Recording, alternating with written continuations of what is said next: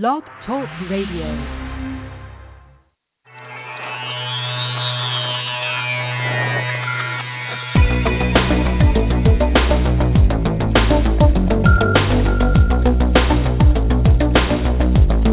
Welcome to Real Estate Coaching Radio, America's #1 trusted resource for realtors who demand authentic, real-time coaching. Starring award-winning real estate coaches Tim and Julie Harris. Get ready for unfiltered, full-strength honesty about what is truly working to get you into action and make you money in this new real estate boom. Now to our hosts, Tim and Julie Harris. Well, hello, everyone. It's Julie Harris with Tim and Julie Harris Real Estate Coaching and Real Estate Coaching Radio, where you get your unfiltered, full-strength dose of real estate reality. So today, I'm going to be hosting the call and giving you some great ways, one specifically great way, of getting more listings. Now, for those of you who have said, well, we're winding down the year, I'm going to do what I'm going to do, well, listen to some previous calls that we've done about the mindset of acting as if it's already 2015. Start your year now. Don't take a breath. Don't take a break. Be the only one who is working this time of year. It's okay if your car is the only one in your broker's parking lot. That might freak you out temporarily until you realize that that just spells more opportunity for you. So embrace the idea of actually adding to your listing inventory this time of year. This is a hedge against some of your clients and prospects who are going to naturally take a break during the holidays. They're going to take their house off the market until January, maybe even until spring. So if you're somebody that normally carries 10 listings this time of year, make a commitment to get it to 15, maybe even more. That way when 3 or 4 of your sellers take a break, your inventory isn't dwindling to the point where your lead generation is drying up on you. So the topic of today's call is looking for listings? Home Seller Seminar, step-by-step guide. That's right, I said Home Seller Seminar, your step-by-step guide. So let's just jump right in. You guys will probably want to take notes on this. Everyone's heard of your typical buyer seminar. And a lot of you guys have done these before. Those are relatively easy to put together. You can have your lender there, maybe somebody that, a builder, new construction, something like that. These are pretty typical to do buyer seminars, pretty easy to put together. What I'm talking about here is a home seller seminar. We're looking for listings here. So many of our top producing students are doing these seller seminars. Be mindful first of the time of month, time of year, weather, etc. So for example, where we used to sell in Columbus, Ohio, it'd probably be a bad idea to try and do a home seller seminar during the OSU-Michigan game on a Saturday. Probably nobody will show up. Okay, so be mindful of your area, what's going on. Some of you guys have harvest festivals, different community celebrations. Choose your date wisely. And earlier is better for those of you who live in nasty weather climates, so let's get cracking on this. So be mindful of the time of month, time of year, the weather, and what's happening locally. So point number 1 is choose your location. Your location can be very critical in getting your attendance. See, when agents put together either buyer or seller seminars, oftentimes they spend all of their time on creating great content, deciding what they're going to talk about, maybe having some guest speakers. That's great, but really the most important thing for you to concentrate on is actually getting people to show up. So let's start with your location. Now, some of you guys have beautiful, gorgeous offices where you're proud to take somebody into your large conference room, and that's an appropriate place to have the event. But if not, maybe you're in a satellite office, maybe you're a home office agent, or maybe your actual office isn't that great looking. So consider a restaurant's meeting room. You know, a lot of your nice restaurants have a separate area that you can rent for not very much money, or maybe even not have to pay them at all if you're going to have coffee there, if you're going to spend a little bit of money with them. If you don't want to spend money with a restaurant, you can do it in your church's meeting room possibly. Libraries will let you do this. Your local park, country clubs. There's lots of different ways to choose a good location. But don't make it something that's gated. You know, don't have a bunch of barriers to getting there. Don't bury it in the back of a neighborhood, stuff like that. And just for safety reasons, don't have it at your own house. Okay, so decide where you're going to have it. Location is important. You can also provide home seller seminars as part of your neighbors only open house. So you can combine this with an open house or a series of open houses if you have several in the same neighborhood. How can you monetize this? Well, create a simple flyer. You're going to door knock with flyers in hand, inviting the neighbors to your newest listing, a neighbors-only sneak preview open house where you'll also be doing a quick seller seminar. Educate yourself on what's happening in the marketplace. So if you wanted to combine this with an open house, you can certainly do that. Again, create your flyer, invite people. So if you're going to have this on, say, a Sunday afternoon, door knock on Thursday and Friday with your flyers, remember the point is to get people to show up. You can have the best program put forward with all of your bullet points and beautiful handouts, but if nobody shows up, who cares? So keep that in mind. Location matters. Okay. Now, you can also have your lenders pay for part of this. Catering, maybe they help you pay for the room if you're going to put it in a restaurant or something like that. Your mortgage guy, your title people, depending on how you set that up, of course, with all the new title rules. You can partner with maybe somebody else on your team, or your broker might pay for part of this. So don't decide not to do this because there's a cost involved. In fact, you can completely zero-base this by maybe putting it in a library, creating your own flyers, maybe attaching it to an open house. It does not have to be an expensive event. So point number 1 was all about location. Point number 2 is, what are you going to talk about? So the agenda for the event. Well, I wrote down actual market data. What are the days on the market in the area that you work, in the area that you're doing the seminar? If I'm coming to your home seller seminar, I live in whatever zip code, whatever country club area, whatever neighborhood. Well, what are the days on the market in there? And what is the trend over the past 90 days, 6 months, and then for the whole year? Some of you live in areas where the days on the market are increasing quite obviously. I've had several coaching calls today where my agents have more inventory than ever, and of course that means higher days on the market. Others of you are in really hot little pockets of things, of neighborhoods, and you still have like 5 days on the market, multiple offers. So which is it for you? Don't just do it for your micro neighborhood. Do it for the zip code. Do it for your town so you can speak intelligently. Quick example of this. One of the areas we used to sell overall, average days on the market was about 60 to 90, pretty normal market. But there was about 6 different streets that were so hot, it was practically sold before you put your sign in the yard. So you've got to know within your market what are the days on the market. Based on all of your research, you also should be able to do some reasonable market predictions for the next 12 months. So use our past radio shows for ideas. If you've missed any shows, you can go by topic. You can figure this out, add to your repertoire by going to realestatecoachingradio.com. We've done a lot of interviews with predictions of what's happening to the marketplace, so rely on what we're giving you to be smart about this.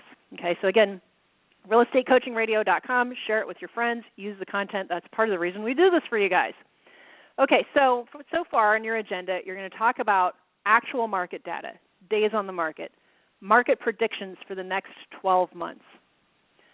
Have a lender talk about mortgages. What's happening in the land of mortgages? See, a lot of people still believe that you can only get a loan if you're putting 20 or 30% down. And in some markets that may still be true. Some, buyers that still is true because they're fighting some past credit issues. Maybe the price range that they're buying in requires them to be doing 20 or 30% down. But there's also a lot of interesting new types of, they're not even new types of loans. I would say they're returning to the market. I'm hearing more 3.5% down FHA. What is the FHA loan limit in your area? You need to know that. They have changed in the past 12 months. So FHA, for some of you VA, there's some really special loans for veterans right now that are only good through Veterans Day, and then they'll change some other loan programs. Some of the home path financing has gone away. You need to know about these things. So part of the byproduct of having a home seller seminar is you're going to force yourself to know more about what sellers expect you to know about. So have a guest lender talk about mortgages. You might even have a first-time buyer lender, depending on your marketplace, what's appropriate. You might have an FHA VA-friendly lender. You might have a self-employed. If you live in San Francisco and you're surrounded by people that have startup companies, maybe you have somebody who specializes in self-employed and people who don't have a lot of business or job history. look at where you're selling and do it appropriately. If you're in a high-end luxury golf course market where it's all A paper with lots of money down, you can have a traditional lender be your lender guest. But be able to talk about low interest rates. So, for example, don't just say, hey, rates are low. Everybody knows rates are low. Well, why do I care? If you live in an expensive neighborhood, compare what's the difference if you have a loan at, say, $800,000 or $900,000 at 4% versus if rates go up to 5.5% or 6%. What kind of impact is that having on that payment? Actually make it mean something to your audience. Give them some examples. If you're in a lower end or first-time buyer neighborhood, take an example of 3.5% down using FHA financing at this advantageous rate. Your payment could be as low as this. Is this less than you're paying for your lease in your apartment? Probably it is. Another advantage of having low interest rates. You might also entertain the idea of having a stager present. Okay, so you guys don't always realize that part of why sellers have you over for your listing presentation, sometimes they tell you, sometimes they don't. This is why using our listing presentation, you'll know this ahead of time, but that's beside the point. Some of them want you over to help them with staging.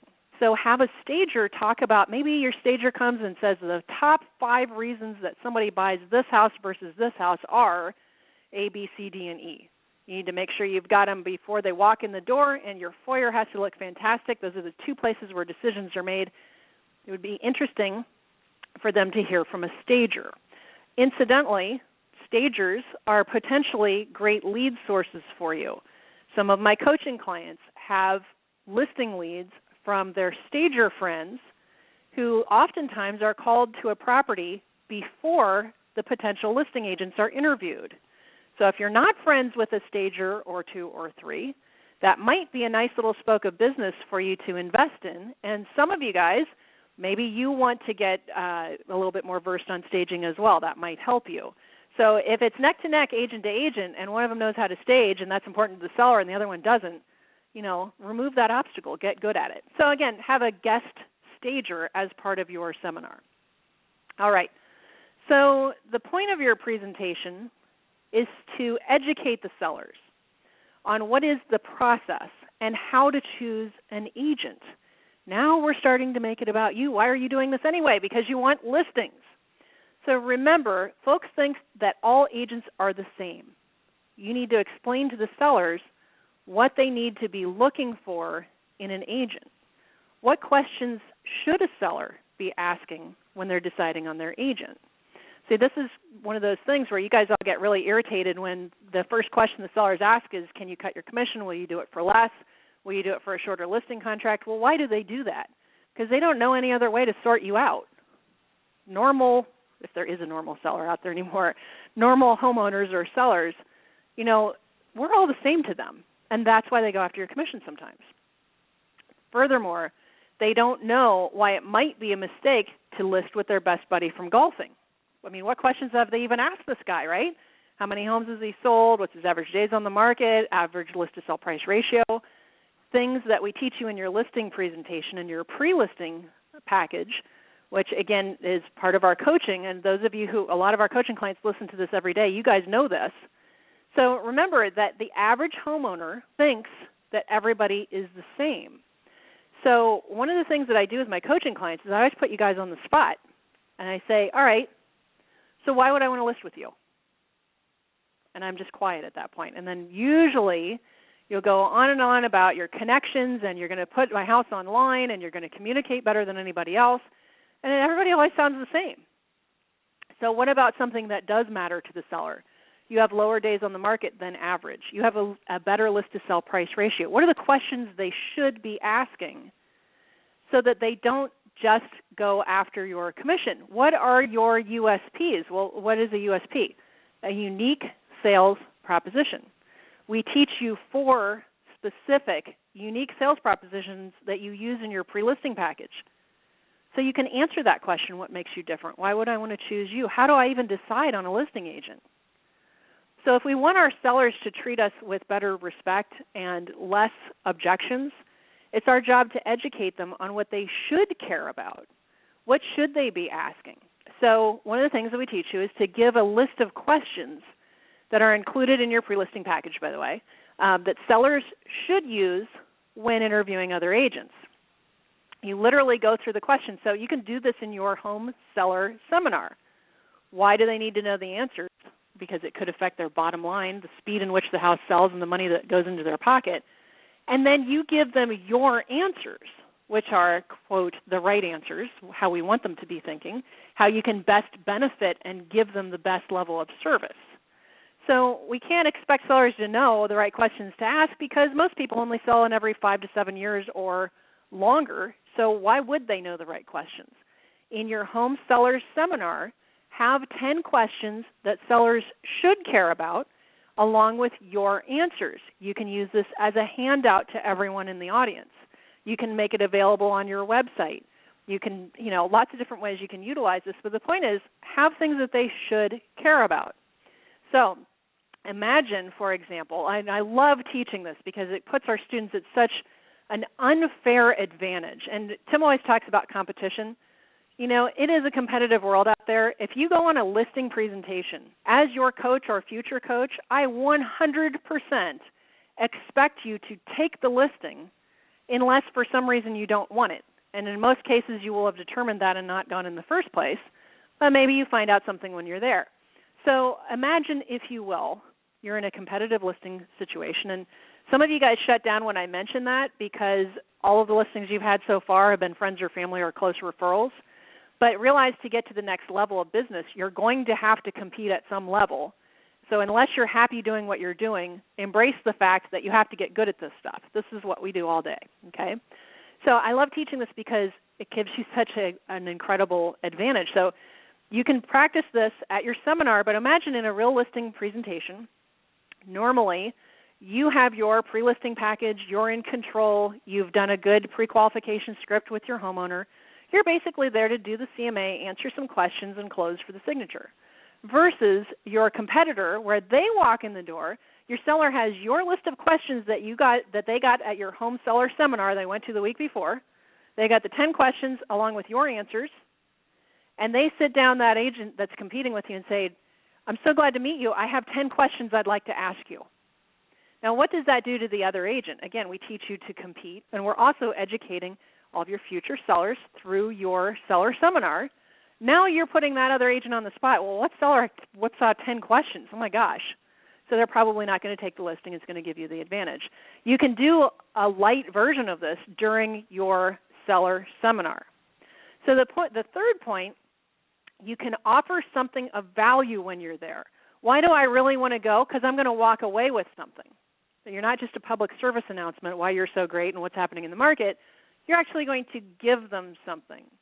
So point number 3 is to offer on-site CMAs, market valuations, okay, and be ready to actually set listing appointments. So how do you do on-the-spot CMAs? Well, bring your laptop there. Make sure you have internet connection. Have a simple form for them to fill out so that you don't have 10 people standing in line waiting, getting impatient. Have them fill out a simple form about their home. Okay, how long have they been there?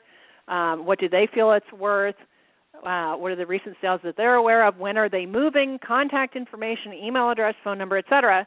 And then for those who are willing to wait, you can do, maybe you have 3 or 4 laptops set up, and your lender can do this, and your assistant can do this, and your buyer's agent is next to you. But if it's just you, have your laptop ready to go. You're not going to do a super detailed CMA. You can do a basic CMA to give them a range, particularly because you haven't actually been in their house, so maybe there's certain condition issues that will sway you one way or the other.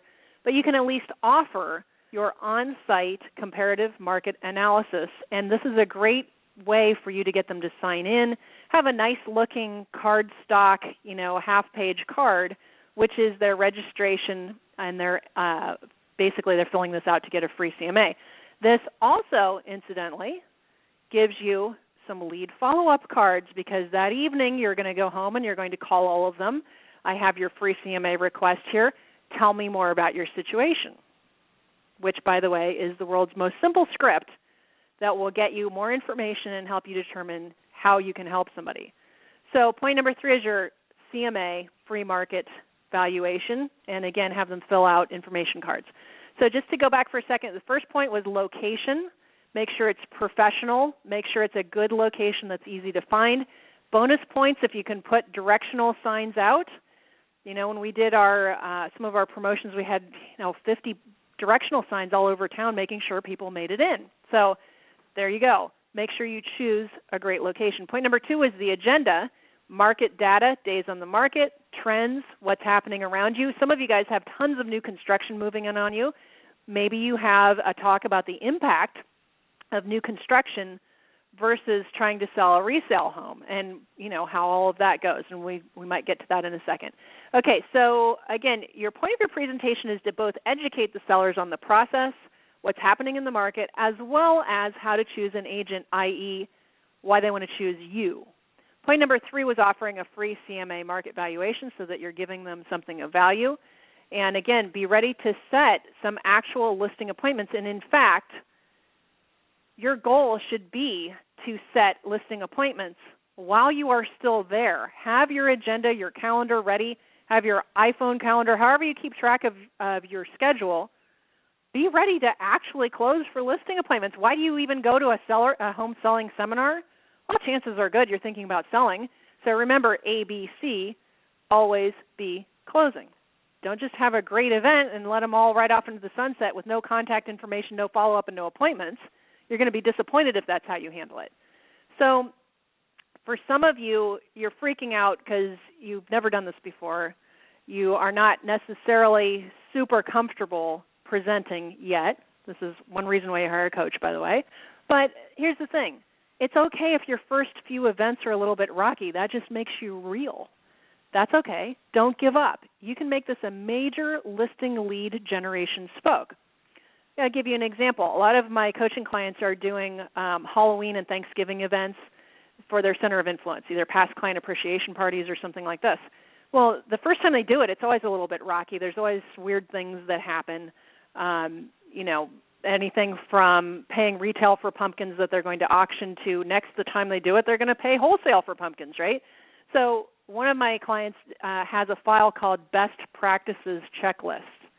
So whenever she does a new event, she actually sits down and says, all right, what went well and what didn't go well? When I do it next time, how am I going to make it better and different? So that becomes her best practices for each event. So it's totally okay and normal for your first events, whether it's this home seller seminar, whether it's a home buyer seminar, a past client appreciation party, whatever you're doing in front of people. It's okay if it's a little bit rocky. That just makes you completely normal. Don't give up. Don't decide that it didn't work and, it was a terrible event. I was so disorganized. Most things in real estate work when you work them well and when you work them consistently. So the next time, maybe you decide to do the event with a charitable organization like the Red Cross. We love doing events with the Red Cross because they will prospect into the community for you. They're calling both, I believe they call people who have never given blood, but especially people who are on their roster who live in your community who routinely give blood. They will do those outbound phone calls to get people to show up. So you could do a home seller seminar that also has the Bloodmobile. The Bloodmobile draws people in. They go to your home selling seminar because you're on site right there. And, you can see how this can become a bigger and bigger event. But we mentioned Red Cross a lot because they're easy to work with. They have the Bloodmobile. It's something that's hard to say no to. It's mobile, and they prospect for you. And who doesn't know who the Red Cross is? It's great.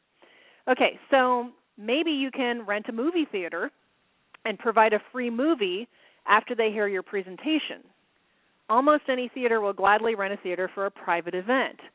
Maybe you have your lender pay for it. None of this is particularly expensive, but you've got to take action and put it together. So maybe your first event is kind of a home seller seminar light. You do it for free using your library, some directional signs, you have a stager and a lender, and you have coffee and donuts, and that's it. And maybe you only have 10 people show up. Totally fine. You're learning how to do the home seller seminar. So maybe next time you add in the flyers to the neighborhood so you get more people to show up now that you're a little bit more confident about what you're doing. This is not necessarily a one-time deal. This is meant to be a spoke for you. Spokes in the wheel. We've talked about this on previous coaching calls. Radio shows. Sorry, I go into coaching mode. You have to forgive me. Okay, so you might look at other local charities. Coming up, timely things, food drives, Toys for Tots. I know in Texas there's something that the firefighters do where they collect toys, and then I think it's called Blue Santa or something like that, where the firemen dress up as Santa and deliver toys and stuff. So you can tie this to a lot of different things. Maybe you have a home seller seminar with a food drive at your library that's very local with lots of good signage. So there is no super specific way of doing this. There's no real right or wrong except to not have anybody show up because you didn't spend any time on getting people there, and to totally wing your presentation. Those are the only two pitfalls, and I know you guys well enough. We have great radio listeners. You guys are smart. You'll take this and you'll run to the next level with it. So if you're somebody who needs more listings, and honestly, who doesn't? Even if you've got 50 listings, maybe 10 of them are going to take the holidays off. You need more listings. Do a home seller seminar following our outline from today. So again, location, agenda, free CMA, fill some things out, your free CMA cards, follow up on those leads, have a goal of setting listing presentation appointments while you're there, and then consider adding some charitable stuff, as a partnership and blowing it up to the next level. So this has been Julie Harris, obviously, realestatecoachingradio.com for previous shows. And what is your homework? freecoachingcallsforagents.com if you need help, if you have questions, if you'd like to find out more about coaching, freecoachingcallsforagents.com. And don't forget to catch previous radio shows, again, realestatecoachingradio.com. So we will see you tomorrow. Have a fantastic rest of your day. And don't just put these notes away in your desk. Decide right now what is the date that you choose for your home seller seminar. When are you going to do it? That's number one. Commit. Look at your calendar. Make sure you're not, interrupting anything major in your community. Secondly, where are you going to do it? Decide by the end of the day. Actually implement this. If you need help implementing this or anything else, again, freecoachingcallsforagents.com. And this has been our show. Have a great rest of your day.